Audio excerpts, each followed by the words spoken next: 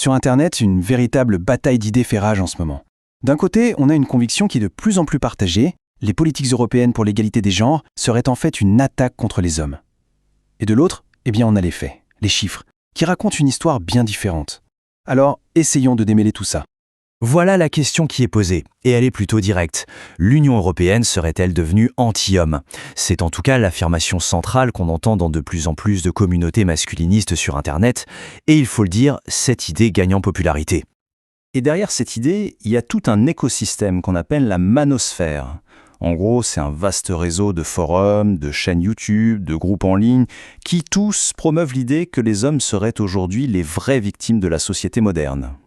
Bon, avant d'aller plus loin, il faut qu'on mesure un peu l'ampleur du phénomène. Est-ce qu'on parle de quelque chose de marginal ou est-ce que ça touche vraiment beaucoup de monde? On va regarder d'un peu plus près leur influence, surtout auprès des jeunes. Et la réponse est assez claire, non. Ce n'est pas du tout un mouvement marginal. Comme le dit Irine Robert de la Fédération Prism, leur influence est en pleine expansion, ils sont hyper actifs sur les réseaux et leur cible est très précise, ce sont les jeunes hommes. Et attention, ce chiffre d'ONU-FEM est assez frappant. 2 jeunes hommes sur 3. C'est énorme. Près de 2 sur 3 sont régulièrement exposés au contenu de ces influenceurs. On parle donc d'une exposition qui est massive. Ok, maintenant qu'on a posé le contexte, entrons dans le vif du sujet. Leur première grande affirmation, c'est donc l'idée que les politiques de l'Union européenne seraient, ni plus ni moins, une agression directe contre les hommes. Et pour appuyer ça, leurs arguments sont bien rodés. Selon eux, le flirt serait devenu impossible, les lois sur le consentement s'attaqueraient directement à la sexualité masculine, et bien sûr, des mouvements comme #MeToo seraient allés beaucoup, beaucoup trop loin. Et cette perception, elle ne reste pas cantonnée à Internet, loin de là. Elle infuse jusque dans la sphère politique.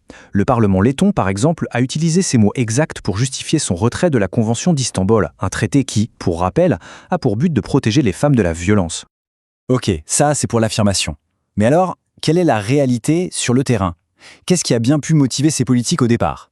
Pour le comprendre, il faut se pencher sur les données, celles de la violence de genre au sein de l'Union européenne. Et là, le chiffre est brutal. 1 femme sur 3 dans l'Union européenne. Ça représente 50 millions de personnes qui ont déjà subi des violences physiques ou sexuelles. On comprend tout de suite que ces politiques ne sortent pas de nulle part. Elles répondent à un problème bien réel et d'une ampleur considérable. Du coup, l'objectif de l'UE est très clair. Il ne s'agit pas du tout d'attaquer les hommes, mais de criminaliser des actes très précis, comme le mariage forcé ou la cyberviolence. Il s'agit aussi de clarifier la notion de consentement pour que tout le monde soit protégé. Le but final, c'est bien de mettre fin à la violence de genre. Allez, passons maintenant à la deuxième grande affirmation de ces mouvements. Cette fois, elle concerne la famille et l'économie.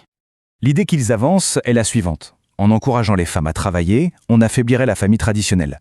Et la conséquence directe, ce serait une chute démographique sur tout le continent.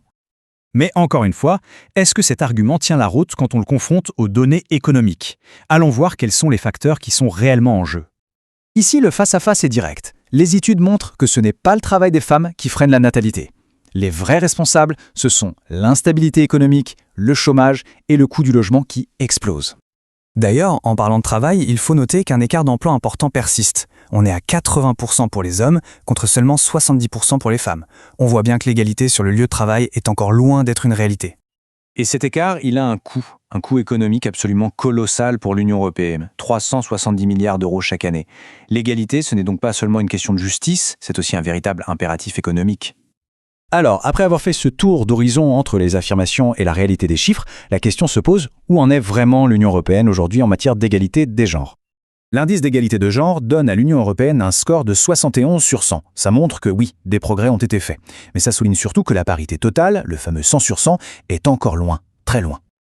60 ans, c'est le temps qu'il faudrait, au rythme actuel, pour atteindre une égalité complète. Ça met vraiment les choses en perspective sur la lenteur du processus. C'est un défi qui va s'étendre sur plusieurs générations. Et tout ça nous ramène à notre point de départ. Avec la montée en puissance de ces discours en ligne qui s'opposent à l'égalité, on peut légitimement se demander si ce chemin, déjà long de 60 ans, ne risque pas de s'allonger encore plus. C'est une question qui, pour l'instant, reste ouverte.